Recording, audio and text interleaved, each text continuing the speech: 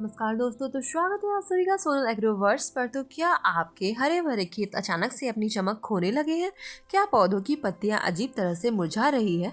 फसल का विकास पूरी तरह से रुक गया है और पौधे पीले पड़ रहे हैं। अगर आपके खेत में भी ऐसा हो रहा है तो सावधान हो जाइए। आपकी फसल पर साधारण कीटों का नहीं बल्कि उन खूंखार और छुपे हुए दुश्मनों का हमला हो चुका है, जिन्हें हम रस चूसक कीट कहते हैं। सफेद मक्खी, थ्रिप्स, हरा तीला, माहू, मिलीबग्स, गंदीबग्स और धान का पूरा माहू, ये वो परजीवी है जो कि पौधे के बाहर से कीड़ों की तरह काटते नहीं बल्कि ये डॉक्टर की सिरिंज की तरह अपना तीखा सा डंक पौधों की नसों में चुभाकर उसका पूरा खून यानी कि उसका जीवन रस चूस लेते हैं। तो सबसे बड़ा और खौफनाक सच खतरा ये है कि ये कीटनाशक सिर्फ रस नहीं पीते, ये कीट उड़ते हुए वायरस के वाहक हैं। ये एक बीमार और संक्रमित पौधे पर बैठते हैं और फिर जब किसी स्वस्थ पौधे का रस चूसते हैं तो लिकफिल गल यानी कि पत्ता मरोड़ और मोज़ेक वायरस जैसे भयंकर और लाइलाज बीमारियां पूरे खेत में फैला देती है। आप अच्छी तरह से जानते हैं कि एक बार फसल में वायरस आ गया तो दुनिया का कोई भी टॉनिक, कोई भी महंगी से महंगी दवाई उस पौधे को दोबारा ठीक नहीं कर सकती है। तो कीटों को मारना फिर भी आसान होता है, लेकिन इस रस चूसने वाले कीट दुश्मनों को खत्म करना एक बहुत ही बड़ी चुनौती है। इसलिए क्योंकि कीट पत्तियों के ऊपर बैठे होते हैं, ये पत्तियों के ठीक नीचे छिपकर अपना डेरा डालते हैं और मौसम थोड़ा सा भी गर्म उमस भरा हो तो ये रातों रात अपनी आबादी लाखों में कर लेते हैं। तो आखिर उन जिद्दी कीटों से अपनी फसल को हमेशा के लिए कैसे बचाया जाए? तो मीलीबग के उस सफेद मोम वाले अवैध कवच को कैसे तोड़ा जाए? तो क्रिप्स यानी कि सफेद मक्खी जो थ्रिप्स होती है कि 100% तक यानी कि 100% सफाया कैसे हो सकता है? तो आज के इस वीडियो में मैं आपको हवा में उड़ने वाले वायरस फैलाने वाले इन सभी दुश्मनों का एक ऐसा अचूक, पक्का और वैज्ञानिक इलाज बताने जा रही हूँ आपके खेत में इनका नामो निशान हमेशा के लिए जिससे मिट जाएगा। आज आपको हर एक कीट की पहचान, उसके काम करने का तरीका और उसे मारने का बिल्कुल सटीक और आधुनिक दवाई की A to Z जानकारी मिलने वाली है। ये वीडियो आपकी खेती को एक नया जीवन देने वाला है, इसलिए बिना एक भी सेकंड मिस किए अंत तक बिल्कुल ध्यान से सुनिएगा। आइए सबसे पहले खेत में घुसपैठियों करने वाले इन दुश्मनों की सही पहचान करते हैं। तो जब तक आप ये नहीं समझेंगे कौन सा कीट कैसा दिखता है तो वो क्या नुकसान करता है, तब तक आप किसी भी तरह की सही कीटनाशक का चुनाव नहीं कर पाएंगे। सबसे पहले बात करते हैं रस चूसक कीटों की। तो सबसे खतरनाक प्रजाति यानी कि सफ़ेद मक्खी के बारे में। ये बिल्कुल बारीक और सफ़ेद रंग की मच्छरों का एक झुंड होता है जो पत्तों की निचली सतह पर लाखों की संख्या में चिपका रहता है। आप जैसे ही पौधों को थोड़ा सा हिलाते हैं या छूते हैं, ये भिनभिनाने हुए सफ़ेद बादल की तरह उड़ने लगते हैं। कपास, सोयाबीन, टमाटर, बैगन और मिर्च की फसल में ये सफ़ेद मक्खी सबसे ज़्यादा तबाही मचाती है। सबसे खतरनाक पत्ता मरोड़ वायरस इसी मक्खी के कारण फैलता है।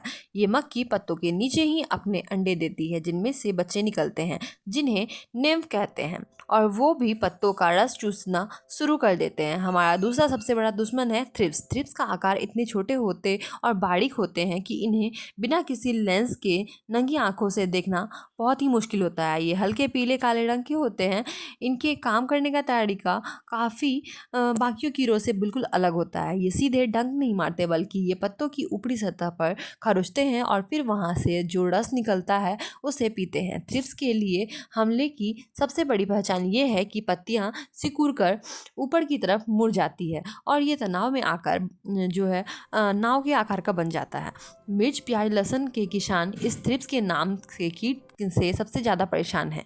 तो तीसरा कीट है हरा तेला, जिसे कोई जगह जैसिड या हॉपर भी कही जाते हैं। तो ये हल्के हरे रंग का होता है और पत्तों के नीचे तिरछी चाल चलता है। जब हरा तेला हमला करता है तो पौधे की पत्तियां किनारों के पीली पड़ने लगती है। धीरे धीरे ये किनारे लाल या भूरे होकर सूखने लगते हैं और पत्ती के नीचे की तरफ प्याले की आकार में मुड़ जाते हैं। कृषि विज्ञान में इस हॉपर बर्न कहा गया है। कपास, भिंडी और बैगन की फसल में हरा तेला बहुत भारी नुकसान पहुंचाता है। चौथा दुश्मन है माहू, जिसे कुछ इलाकों में EPA यानी कि एफिड भी कहा जाता है। तो सरसों, पत्ता गोभी, फूल गोभी या अन्य सब्जियों में नई कोपलों या फिर फूलों पर अपने चिपके हुए काले और गहरे हरे और पीले रंग के कीड़ों के गुच्छे जरूर देखे होंगे आपने। ये माहू है।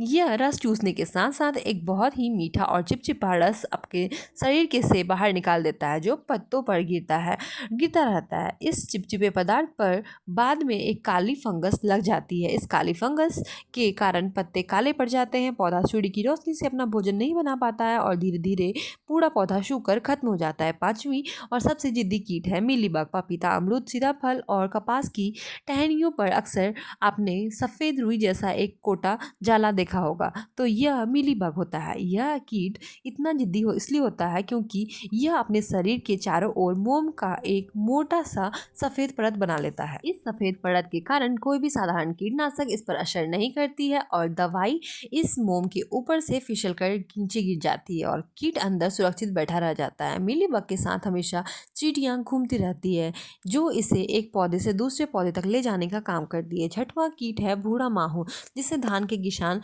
BPH के नाम से जानते हैं। यह धान की फसल का सबसे बड़ा जानलेवा दुश्मन होता है। इसे तने पर बिल्कुल नीचे पानी की तरह फांस चिपकर बैठते हैं और तने का रस चूसता है। जब एक इसका भयानक प्रकोप होता है तो पूरा का पूरा हरा भरा धान का खेत बीच से ही गोल घेरे में अचानक सूख कर नीचे बैठ जाता है। इससे हॉपर बर्न भी कहा जाता है और ये रातों रात पूरी फसल बर्बाद कर सकता है। सातवां और आठवां दुश्मन है गंदी बग और रेड कॉटन बग। यानी कि गंदी बग धान की बालियों में नुकसान करता है और बालियों में दाना भरकर रखा देता है और दूधिया अवस्था में होता है। ये कीट उस दूध को चूस लेता है और दाना पूरी तरह से खाली, चपटा और सफ़ेद रह जाता है। इस कीट में एक बहुत ही सड़ी हुई बदबू आती है, इसके लिए इसे गंदी बग भी कहते हैं। वहीं रेड कॉटन बग लाल रंग का एक बड़ा कीड़ा होता है जो कपास के टिड्डों का रस चूसता है और रुई पर पीले चिब्बे छोड़ देता है और जिससे मतलब बाजार में रुई का भाव एकदम गिर जाता है। किसान भाइयों, अब इस दुश्मन की पहचान तो हो गई, अब आते हैं सोनल एग्रोवर्स चैनल के। अब मैं आपको हम इन सब कीटों को जड़ से खत्म करने की सबसे आधुनिक और अचूक रणनीति के बारे में बताएंगे।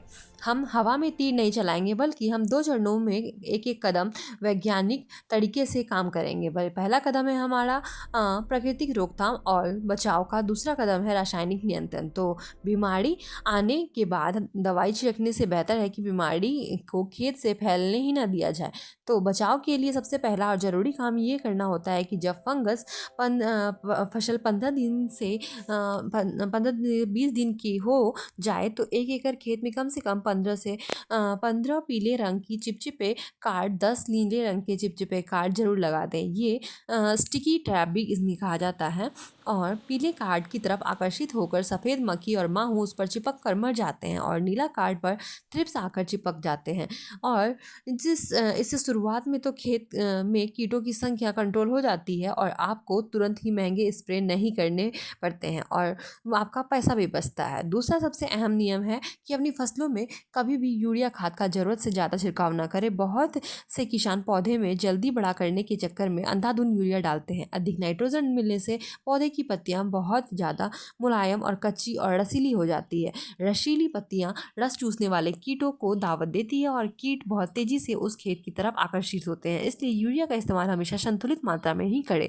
इसके अलावा अगर आप कीटों पर हमला शुरुआती अवस्था में है तो आप 10,000 ppm वाले नीम के तेल का स्प्रे कर सकते हैं। नीम का तेल कीटों को मारता नहीं, बल्कि ये पत्तों को इतना कड़वा कर देता है कि कीट अगर उसे खा नहीं पाते हैं और उसका प्रजनन चक्र टूट जाता है।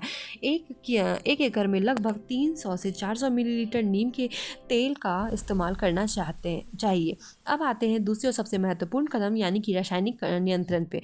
तो कीटों का जब हमला आर्थिक नुकसान के स्तर को पार कर जाए तब हम रसायनों का इस्तेमाल करना ही पड़ता है। लेकिन ध्यान रहे कि रस चूसक कीटों को मारने के लिए कॉन्टैक्ट कीटनाशक यानी कि संपर्क में आने वाली साधारण दवाइयाँ काम नहीं करती है। इसलिए हमें हमेशा सिस्टमेटिक कीटनाशक यानी कि अंतर दवाइयों का इस्तेमाल करना चाहिए। तो सिस्टमेटिक कीटनाशक वो एडवांस दवाइयाँ होती हैं जिन्हें जब आप पत्तों पर स्प्रे करते हैं तो वो पत्तों के अंदर सोख ली जाती है और पौधे पूरी तरह से सिस्टम में यानी कि उसके रस में घुल जाती है। इसके बाद कीड़े पौधे पर के किसी भी हिस्से पर बैठकर, चाहे पत्ते की ऊपर हो या नीचे, रस चूसता है तो वो जहर सीधा उसके पेट में जाकर उसके नर्वस सिस्टम पर अटैक करता है और वो तुरंत ही मारा जाता है।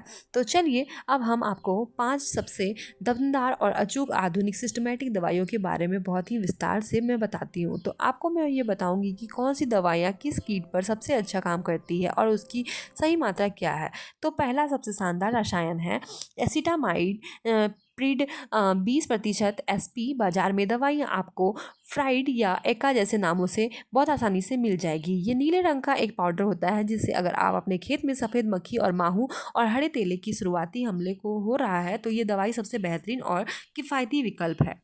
ये पौधे के सिस्टम में बहुत तेज़ी से फैलती है और इसकी डोज 80 से लेकर 100 ग्राम प्रति एकड़ है, जिसे आप 200 लीटर साफ पानी में घोलकर स्प्रे करना है। तो दूसरा बहुत ही दमदार रसायन है टाइफिन न्यूट्रॉन और 50% WP। किसान भाई इसे पेगासस के नाम से बहुत अच्छी तरह से जानते हैं। यह एक बहुत ही अनोखी और दवाई है जब खेत में सफ़ेद मक्खी का भयंकर अटैक होता है और साथ ही साथ लाल मकड़ी का भी हमला हो गया, तब यह दवाई किसी भी ब्रह्मास्त्र से इसे ट्रांसलेमिनार एक्शन होता है। इसका मतलब यह है कि आपके पत्ते के ऊपरी हिस्से में स्प्रे करते हैं तो यह दवाई पत्ते को चीर कर पत्ते के आर पार हो जाते हैं और नीचे छुपे हुए कीटों को मार गिराती है। और ये 250 से 100 ग्राम प्रति एकड़ की दर से 100 लीटर पानी में मिलाकर स्प्रे करना चाहिए। तीसरी सबसे असरदार और आधुनिक आधुनिक दवाई है क्लोनोकाइमाइड 50%। WZ बाज़ार में ओलाला के नाम से काफ़ी मशहूर है और इस दवाई के काम करने का तरीका बिल्कुल अलग है और एडवांस है। यह दवाई रस चूसने वाले कीटों को तुरंत ही मारती नहीं बल्कि यह सीधा उनके मुंह और पेट के मांसपेशियों को लकवा मार देती है। जब आपके खेत में ओलाला का स्प्रे करते हैं आप तो सिर्फ आधे घंटे के अंदर कीड़े रस चूसना और खाना पीना बंद कर देते हैं और फिर अगले 30 से 40 दिनों में वो भूखे रहकर सूख कर मर जाते हैं। अगर माहू, हरा तेला या फिर सफ़ेद मक्खी का बहुत ही जिद्दी हमला हो रहा है तो यह दवाई 15 से 20 दिन तक ही खेत को सुरक्षित रखती है। इसका इस्तेमाल 60 से 80 ग्राम प्रति एकड़ के हिसाब से किया जाता है। चौथा शक्तिशाली रसायन है बीनोपोरन 20% SD। तो बाजार में यह ओशिन या टोकोन के नाम से उपलब्ध है। धान के किसान के लिए कूड़ा माहू और गोपश के नाम से किसानों के लिए जो सफ़ेद मक्खी के मारने वाले आज के समय में सबसे बेहतरीन और तेज असर करने वाली दवाइयाँ हैं और ये तुरंत ही कीटों का नर्वस सिस्टम को डैमेज करता है और उन्हें वही ढेर कर देता है। और गंदी बग और रेड कॉटन बग के लिए भी यह बहुत शानदार काम करता है। इसे 80 से 100 ग्राम प्रति एकड़ के हिसाब से इस्तेमाल करना चाहिए। पाँचवा और एक बहुत बड़ी खास रसायन है थियामेकोफोनेक्स। तो 25% W। यह आपके अलकतरा के नाम से जाना जाता है। मिल जाएगा ये आपको बाज़ार में और यह फागुजैक्स और थ्रिप्स के लिए बहुत ही शानदार है और सिस्टमैटिक कीटनाशक है। यह पौधे की जड़ों और पत्तों के दानों के माध्यम से बहुत ही तेज़ी से फैलता है। इसकी 100 ग्राम मात्रा 1 एकड़ खेत के लिए काफ़ी है। अब बात करते हैं सबसे जिद्दी कीट मीलीबग की। तो जिसके ऊपर मोम की मोटी परत और मीलीबग कोई भी अकेली सिस्टमैटिक दवाई नहीं होती है कि और नहीं मार सकती है इसे कोई भी। तो इसके लिए आपको 2 दवाइयाँ यानी कि कॉम्बिनेशन बनाना होगा। तो आपको प्रोफोनॉक्स 40% और साइप्रेनिमीथेन 4% वाले रसायन का इस्तेमाल करना है जो बाज़ार में प्रोफिक्स सुपर नाम से मिलता है। लेकिन सबसे ज़रूरी बात यह है कि इस दवाइयों के साथ आपको बहुत ही अच्छी क्वालिटी का सिलिकॉन बेस्ड स्टिकर या फिर कोई अच्छा सा शैम्पू ज़रूर मिलाना है।